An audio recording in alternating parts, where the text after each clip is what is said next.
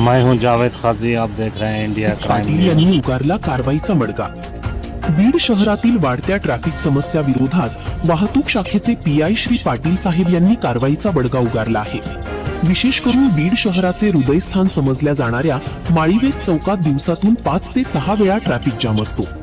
वाहतूक शाखेचे पीआय श्री पाटील साहेब यांनी या चौकातील सतत ट्रॅफिक समस्येचे अवलोकन केले असता मुख्य चौकातील व्यापाऱ्यांनी आपली दुकाने आपल्या हद्दीच्या बाहेर लावत अक्षरशः रोडवरील पिवळी पट्टी गाठली असल्याचे लक्षात येताच श्री पाटील साहेब ही आपल्या वाहतूक शाखेच्या टीमसह बीड नगरपालिकेची अतिक्रमण हटाव टीमसह आता बीड शहरात उतरलेले दिसून येत आहेत.